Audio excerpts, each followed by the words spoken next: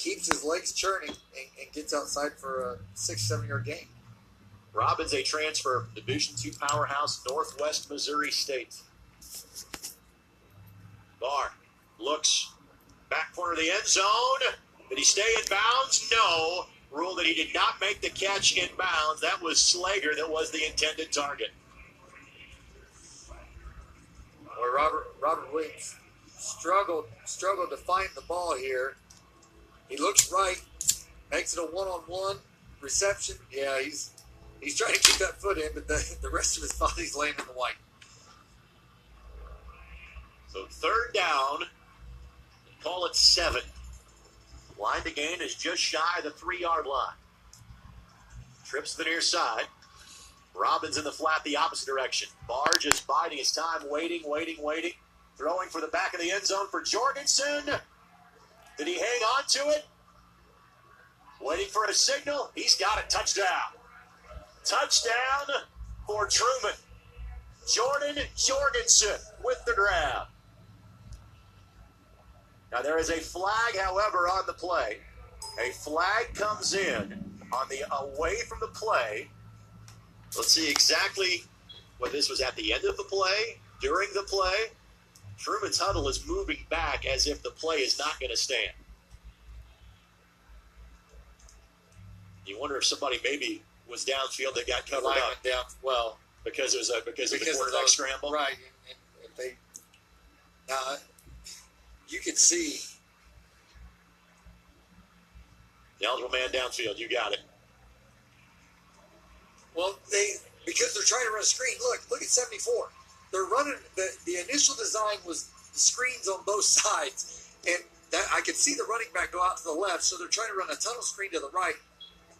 He wasn't just downfield. He was halfway to McHughes. He was a little way down the field. I would say he was on his way to the physical therapy building. Well, the McHughes sign. How about there that? Okay.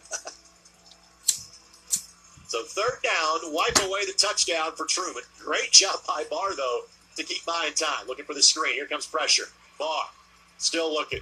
And eventually, I thought he was just throwing it away. There was actually a receiver that was that far away in the play.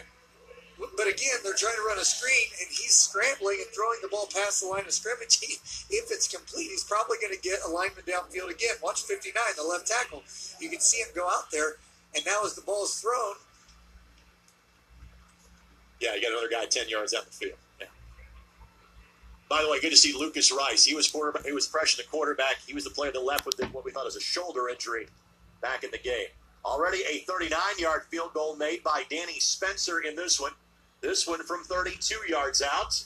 And Spencer's kick is good yet again. He has earned his bus ride home today, and he's got Truman back within a point now at 14-13. 3:20 now left to go in this contest. And again, of note, UIndy will have the football to begin half number 2. So you want to put points up on the board if you're UIndy, but more than anything else, you want to keep Truman off the field for the rest of the half. Yeah, I hear you reference often the 4-minute offense. That's exactly what UIndy's they're going to be passively aggressive, I would guess, right now. Try to get 4 first downs on this possession, get yourself down across midfield into that 40 to 30-yard range and see what the clock says. I'll be honest with you. The Truman does not look like a 1-3 football team. We talked about kind of tough schedule, having to be away from home, but don't be fooled. They are a better team than their record would indicate. They have played like a much better team tonight. I definitely believe that. I've been, again, you talk about through 4 games, quarterbacks thrown for just under 600 yards. So, fairly pedestrian numbers. And now they run some screens. They don't ask him to throw it down the field a lot, but he's done a very nice job thus far. Both kicks for Roller so far have been short. This time, Nadia will make the catch the 15. And it will be just shy of the 30-yard line where the Hounds will take over. You referenced that 4-minute offense. That's because you and I have been rather lucky these last 6 years. We've seen a lot of winning football games. That's why the 4-minute offense has been a big deal for the Hounds since you and I have been together. Absolutely. We've seen a lot of good football.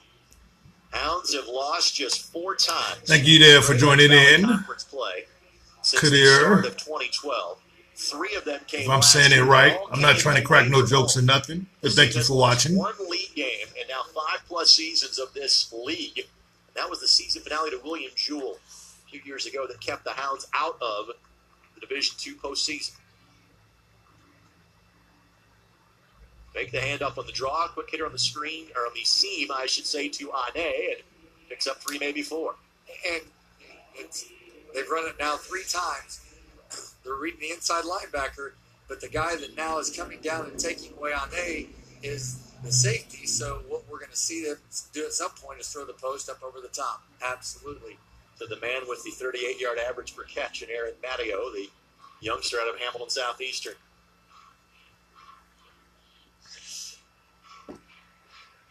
Four-man rush. Parika has all kind of room to run it. Thinks the exact same thing. Reads the block of Nate Deno. Gets out of bounds, and Parika, who again last week had a 65-yard carry and over 100 yards in total rushing for the former Cardinal Raider, has 10+ yards on this one and a Greyhound first down. There you can see the 48 is the inside linebacker, and he's quasi playing a spy. He doesn't really have a pass drop in the coverage they're playing there, and he's got to try and run down Jake Parika one-on-one. He's not going to get there. That is the longest play on the ground tonight for the Hounds. McKellar back in there. His last carry, he fumbled. The freshman picks up a couple. 2nd down and 8 as we approach the 2-minute mark. Left to go here in half number 1. Yeah, sometimes that's a carry just to show how much you trust a guy that might have fumbled. Hey, get him back in the game and give him another carry.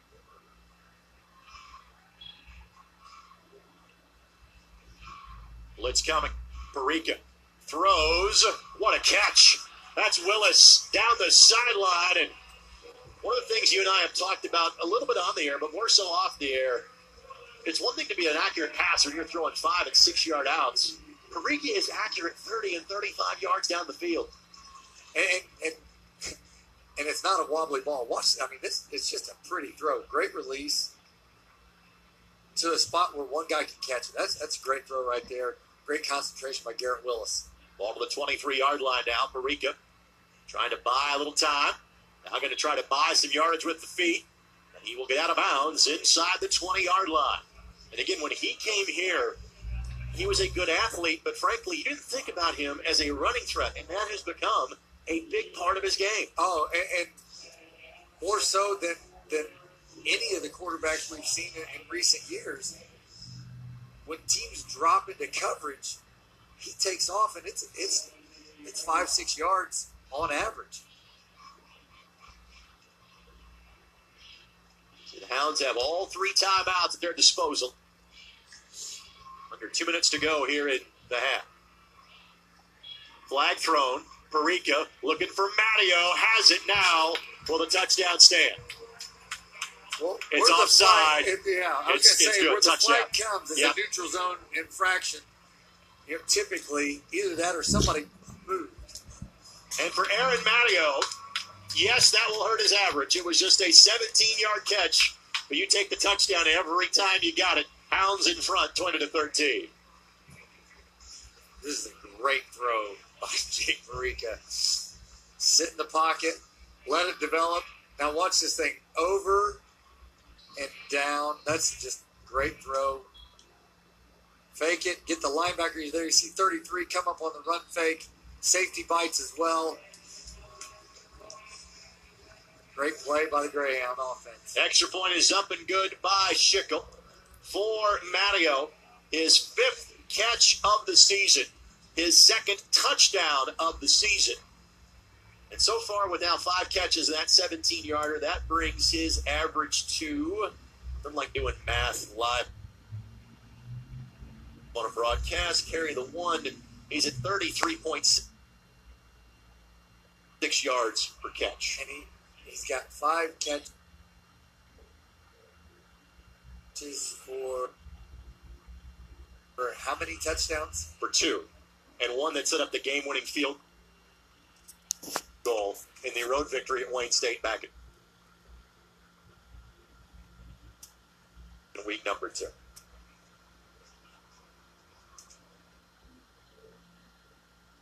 He's,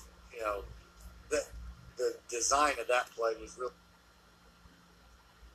really good, and obviously great execution by Jake Freak and Matteo there. So now if you're Truman State, only bit of bad news for you Indies. You've left some time on the clock for Truman.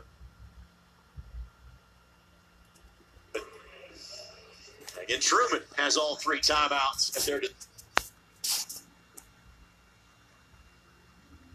disposal as well.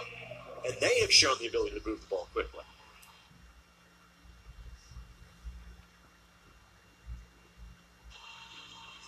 Yeah, I'm guessing we'll see the UND nickel defense where they will take one of their defensive linemen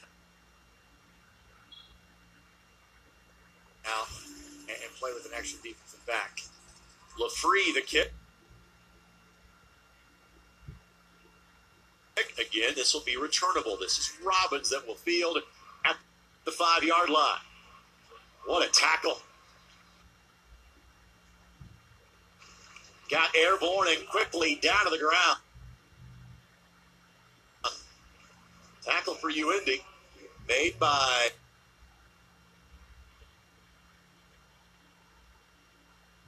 Matt Thompson. And Matt, a fantastic high school football player at Avon High School. Part of a team that was a state semifinalist 2 years ago. He gets blocked by 2 different guys and still hangs in there and makes the play. And coached by one of the first families of University of Indianapolis football, his high school head coach, Mark Bless, who played here for his father, Bill Bless, who recruited you to the University of Indianapolis back in 1992. Yeah, Scott Bless was our defensive coordinator my freshman year, and Tim Bless was a senior linebacker. So while we were walking down memory lane, I'm pretty sure we just saw a play from the early stages of Little Giants.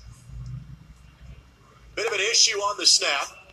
Offensive lineman picked up the ball, was stunned by the fact he had the ball in his hands, wasn't sure what to do with it, and could have been a lot worse. It's only a loss of 4. It looks like he started, should I flip it back to the quarterback? What is this thing in my hands? It might be time to go to the locker room for Truman on that note. 2nd and 14. Clock continuing to roll.